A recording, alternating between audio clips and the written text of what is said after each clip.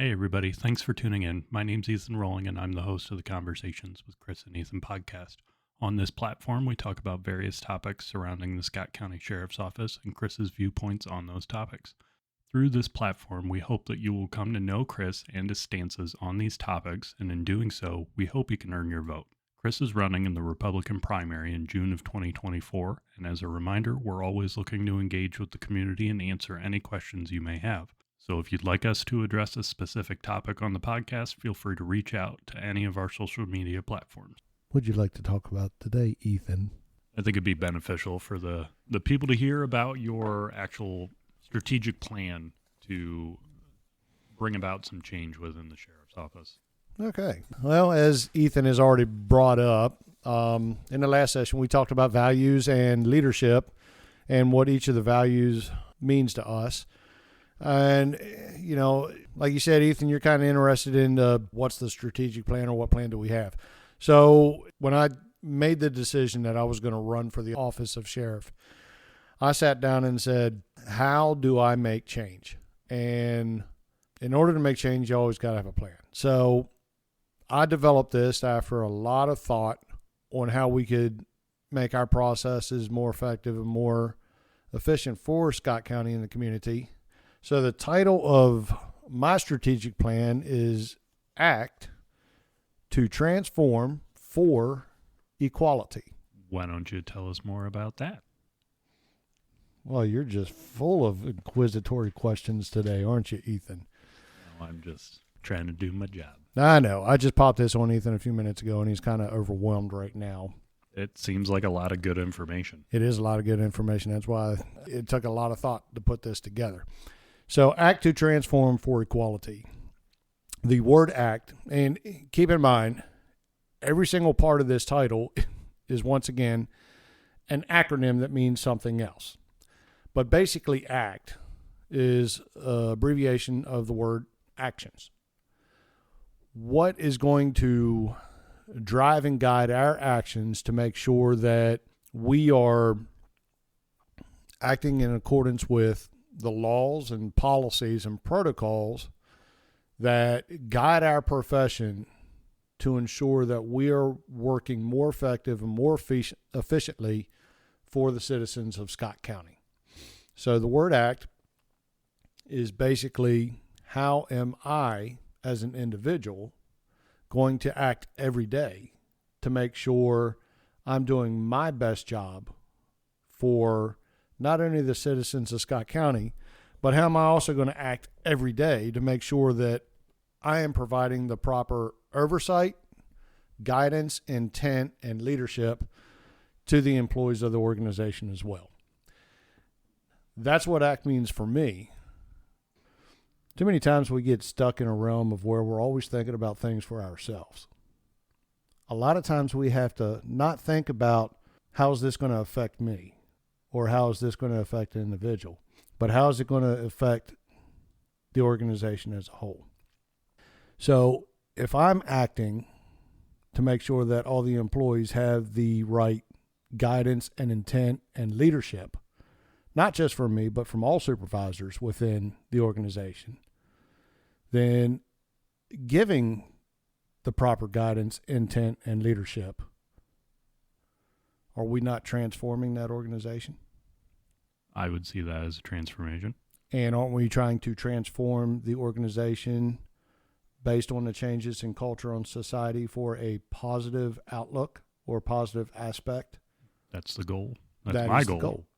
So our actions are going to help transform the agency or the organization for the betterment of the community. Right. So it's just by simply making the right choices and doing the right thing, do these actions fall into place, affecting the transformation in the organization. So what is the end state of the transformation? The department is in a better place than where it started. Exactly, because the definition of leadership is to not only have people execute the mission of the agency, but also to affect positive change in the organization as well. So if we are transforming the agency, we want to make sure that what are we doing with our enforcement across the board for the people of Scott County? We want to make sure the enforcement is equal across the board, correct? No matter whether you live in Bettendorf, Davenport, Walcott, Donahue, McCausland, independent of where you live at. Even Big Rock. Even Big Rock. All 10 of you up there. We hear you. We hear you, Big Rock, and we know where you are. Trust me. So we have to transform to make sure that we're equal with everybody across the board. It's a simple concept that has deep, inspired meaning when you actually sit down and break it down. Each one of those acronyms, letter by letter, is where it gets into the deep process. Not everybody has to get into the deep process to understand the strategic plan. Right. So our actions are going to drive transformation within the organization so that we can ensure that we have equal enforcement of the law for every citizen of Scott County. I like that idea. So looking through this, there's a few things that kind of jump out at me. So we're talking about actions. What you have here for part of that is communication and collaboration. For me personally, that's a big thing that I'm very passionate about. I think that our community deserves the best possible product that they can get for their taxpayer dollars in law enforcement. So in that, they are paying for a service by paying their taxes. They're expecting us to provide a service of safety and stability within the community. There's a lot of things that I feel we could do better to better serve the community. And it excites me to see the communication and collaboration is such an integral part of your strategic process, because I think that's integral to any successful hierarchical structure. I know that you mentioned it in a previous podcast, but that listening to the low man on the totem pole is so important, because a lot of times when people will get into positions of power, they forget where they came from and they start ruling from their ivory tower, and they forget about the decisions that they make and how they impact those below them. So for me, seeing that that is one of your very first things that's up here is comforting for me to hear that. I also believe heavily in transparency. That's why I came up with this idea for us to do this as a full act of transparency, to let the people of Scott County hear what our thoughts are directly from us, rather than hearing them from Quad City Times or KWQC, WQAD, any of the outlets. You can go directly to the source, hear it directly from us. Yeah, I mean, why do you need to, incorporate a media outlet to get our opinions out there? Right. I mean, why can't we communicate directly with the public? Exactly.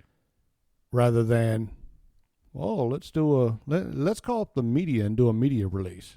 Right. If you're going to be transparent, the media's got to be involved, right? Because that's everybody still watches the media, but there's no reason why you can't do live broadcasts as well whenever there's a incident or a situation that occurs where you need to be transparent with the public. Communication to me is huge. And later on down the road, we'll probably delve into my, what are my 4 priorities for the campaign. And the second priority is building communication. The first one was, implementing and developing leadership. That was priority number 1 for my campaign and, for what I want to do in the sheriff's office. And now that I have sprung my strategic plan on you, and you are focusing on the communication part, which is priority number 2 of my 4 priorities that I've outlined. Communication, we have got to communicate better, not only internally to the agency, but externally as well. We got to have communication between all facets and all offices within Scott County. If the sheriff's office is not communicating back and forth and cooperating with the prosecuting attorney's office, how do we know what the prosecuting attorney's office expects from us as law enforcement officers in order to gain the convictions that they are striving to gain? And in hand with that, if the prosecuting attorney's office is not doing trial preps, or, I know they are now under Kelly's leadership, but if we're not preparing our officers to testify to gain the convictions, if we're not getting feedback on how we're writing reports or how we are enforcing the law, then how do we know whether we are assisting or being a detriment to the Scott County Prosecuting Attorney's Office? Same thing with the judicial branch. We've got to have communication with the judges. We've got to be able to sit down and educate our officers on what the judicial process is, so they know that, when you're going for an initial appearance or a preliminary or arraignment, this is what is expected of you. When you go to trial, this is what is expected of you. And then that in threefold is, how is that prosecuting attorney going to prepare that officer for that judicial process? So, we could go all day long on communication, but it's ironic that you focused in on that. But we have to make sure that we have communication at the base, which is internal to the organization, so that everybody in the organization is on the same page of the book. Great. Moving on to, I guess, the transform aspect of it, just hitting on a couple of things real quick. Love the teamwork thought. One of my favorite sayings, period, that I tend to say a lot is teamwork makes the dream work. And I say it as a joke a lot of times, but it's also very true because, say we have 60 sworn officers within the sheriff's office, and we have, 64, I think, is our goal for corrections officers in the jail. If we have 120 people out there doing their own thing, we're not going to get very far as an organization. But when we come together and we're, as you said, reading from the same page in the book, reading from the same sheet of music, whatever metaphor you want to use, we're going to get a lot farther as an organization and as a community if we're all on the same page here. Obviously, not everybody can be made happy at all times by everything, but by at least listening to all the members, we can definitely get a lot closer to a common goal. I know that in this plan here, you've got outlined that you'd like to implement new programs, policies, innovations, and from that will come a new organization, which really exemplifies the whole idea of transforming. You want to hit on that at all? So innovations and initiatives, new programs and policies. First of all, let's talk about policies. In order for a leader to take ownership of an organization, whether it's a shift or a squad or a division or an office, the office as a whole or the organization as a whole, you have to make sure that the policies that are there are current and they're based off of your intent, your guidelines, and the mission of the organization. If you're not willing to put your name on a policy, then it shows that you're not willing to take ownership of the organization as a whole. Referring back to my time in the military, every time that you got a new commander that came into a unit and took command of that unit, within 60 days, that new commander had reviewed, updated, rescinded, and signed every single policy that applied to that unit. The expected command timeline in the military for a unit was average 2 to 3 years. Sometimes less than that, sometimes more than that. Now, I can tell you within 6 months of me taking office, and the reason why that time period is extended over in the military, because in the military, the liability risk is a lot lower than what it is in the civilian sector. So there's a lot more liability in the civilian law enforcement profession that we have to take into account when we're writing policies. But within 6 months of me taking office, every single policy will be updated, revised, possibly rescinded, or combined if they're duplicative or contradictory in nature, and will have my signature on them. And I will take full ownership of the organization by making sure my name is on every policy that governs the process of the organization. But what is inclusive of those policies is every employee has got to have buy-in. In order to build the team and make sure everybody feels part of the team, you've got to get input from every employee in the organization that those policies govern. And if you don't allow that to happen, then you have a lot of employees that are upset with the policies as they're written. It seems like it would drive morale down pretty quickly. Lowers morale, builds distrust. We need to overcome that. So if everybody in the organization has buy-in on the policies, if deputies have buy-in on how they're going to perform their law enforcement mission, if corrections officers have buy-in on how they're going to perform their corrections mission, and then the supervisors combine all those different ideas, then the supervisors have buy-in, because now guess what? They're going to rewrite the policy based off of the intent of the leadership. And then the leadership can review and say, I agree with a lot of this, or we want to redirect some things. And ultimately, at the end of the day, the leader of the organization signs that policy and takes ownership of it. And if something's right in that policy, take responsibility for it being right, but also give credit to the individuals that help make it right. If something's wrong in that policy, take ownership that that policy's messed up, and you put your name to it.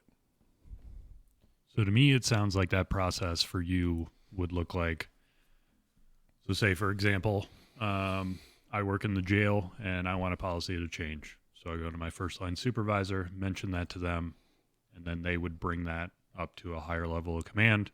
Eventually it would reach your desk. At that point, you'd likely explore the policy with the person that brought it up and then decide from there, rather than you just saying, well, this policy is what it is and we're not going to change it. I would have a process where employees of the organization did not always have to go through their supervisor to make a recommendation or bring an issue or a concern up. It was required of every commander in the military to have an open door policy. So if a subordinate employee wanted to communicate directly with the commander because they felt that their supervisors were not following through, then they had the ability to do that. Not saying that we do not follow the chain of command, but an employee also has to be able to feel comfortable going to higher leadership in an organization to say, hey, I have this idea. What do you think about it? And if it's an idea that is like, man, why didn't we think about that? Hey, get with your supervisor, come up with a plan, and come back with your supervisor and present that to us, and let's talk about it further. But have a plan. Right. That way we can implement something if we want to implement it. That sounds like a very effective use of communication, because in my experience, not necessarily within the sheriff's office, but to include the military, I know that I've had leadership that didn't enact policies like that. The military is just like every other job in the world. You have good leaders, you have bad leaders. Although I do feel that the military tends to skew towards having a higher percentage because of the amount of effort they put into developing leaders. That being said, I have had leadership that has just said, this is going to be the way it is because I'm the boss and you're just going to do this. And having worked under multiple supervisors like that throughout my career, it's refreshing to hear that, you know, those individuals who work under you as your subordinates will still have a voice, because I feel that that's very important to having a functional and effective unit. So you talk about, you know, subordinate employees having a voice.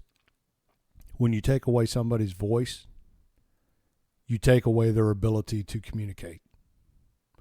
And we also have to remember that what is communication?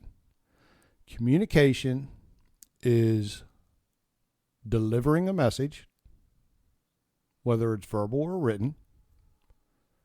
The second part of communication is receiving that message, whether it be verbal or written. Mm-hmm. So leaders have to be able to listen to what their subordinates are saying. Right. And the third part of communication is understanding. So you have the sender, you have the receiver, and you have an understanding of what the message is. And when all three of those are working in cooperation with each other, then you have effective communication. And going back to what you said a little bit ago about buy-in, I think that that's a big part of an effective organization, in that in those prior instances that I was referencing a little bit ago, where I was a subordinate employee and I felt like I had no voice, it zapped my motivation. It killed my morale. I didn't want anything to do with the organization anymore. Why would I want to do these things on behalf of somebody else when I feel that something could be more effectively done? Where this leadership style that we're talking about here, I've also worked under organizations that were led that way. And I would go above and beyond for that cause because, like you said, I have buy-in. I feel like I am directly impacting the result of our work and our mission because my opinion was asked of and I felt valued as an employee. And building on what you just said, when an employee has buy-in, and I know we started down this road talking about just policy, but let's think about every aspect of the organization. If every employee feels like they have buy-in on training, what do you want to be trained on? We have a great training guy in our organization right now.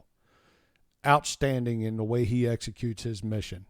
But when you go to training, sometimes it's like, we're doing this again. We're doing that again. We're doing this again. Well, guess what? Provide feedback. Have buy-in. Bring up ideas of what you would like to train on. And then the leaders of the administration, you've got to be actively involved in training. And you listen to that employee buy-in. You develop a training plan with a great training guy that we've already got. You get it on the calendar. You get the resources. And then not only do you implement that training, but as a leader, you need to be there actively training yourself. Because if you're not training, then you're not involved in what's going on within the organization, and you're not involved in what's going on out on the street as well. Yeah, that makes total sense. So, if you're out, you're trying to tell your guys to go, implement this strategy or policy or whatever, use the example, you're going to do this on every traffic stop. And the last time you did a traffic stop was however long ago. Decades. Yeah, that seems like it's probably not a very effective way to do that. Whereas at least if you're in there doing the training with them, you're aware of what is being told to your troops. That makes perfect sense to me. I just as an example, I saw this in the military, and I'm sure you did as well, when it came to leaders involved in training. Well, it's time for an annual physical agility test, physical fitness test. So all subordinates and, first line supervisors and, up to your staff positions, hey, go out there and execute a physical fitness test. Make sure everybody takes it. What did the leaders of the organization generally do? The reason why there's a lot of Skillcraft pens and pencils in military organizations at the top levels of leadership, because while it did get better in the later years of my military experience, in the beginning, you never saw your senior leaders in the military ever take a physical fitness test. But yet they had an annual physical fitness score that just exemplified how great of physical shape they were in. Also happened on a lot of weapons qualification scorecards as well. Hey, don't be afraid to go out there and qualify on your weapon in front of your subordinate employees. Not everybody's perfect. But we can only become more perfect if we train and work together. I think that's a pretty good start to your plan on how to enact these changes here. Is there anything else you wanted to hit today? Coming up in future episodes, what are we looking at jumping into next, Ethan? I think we're probably going to hit on some common issues within law enforcement. And I'd just like to take that opportunity as well, since Chris was so nice to yield his time and give me the floor, that if anybody out there listening would like to recommend any topics that we talk about, or you'd like to hear Chris and I discuss, or just hear Chris talk about in general, feel free to contact us either through Chris's Facebook page. He's got a contact me section on his Facebook page. You can leave a comment or something to that effect. Or even if you run into us out in the community at one of these events that we have going on, feel free to bring up anything that you want to hear us talk about, and we'd be happy to include it on one of these episodes, or even spend a whole episode talking about it. That's the whole point of this platform, is so that the people can hear what Chris's ideas are for what this organization could be. And I'd just like to throw out there that I'm a part of this movement because we share this thought process. We're both very dedicated to Scott County, and we believe that we can have the best law enforcement organization in the county, and that's what we're trying to make. Can I caveat off of that? This is your show, buddy. Yeah, it's not my show. You're the boss when it comes to this show. Just to make a little change to what you said. It's not Chris's ideas. Okay? It's not my ideas that need to be implemented. I have a vision. That vision can only be fulfilled with the ideas of those involved. So if I give you a vision of where I'd like to see this organization go, you bring me the ideas, and we'll sit down and have a discussion and see how we can make that transformation. I like it. I think that about does it for today. Make sure to tune in next time. We're going to be talking about transformational leadership. Thanks, everybody. Y'all have a good day.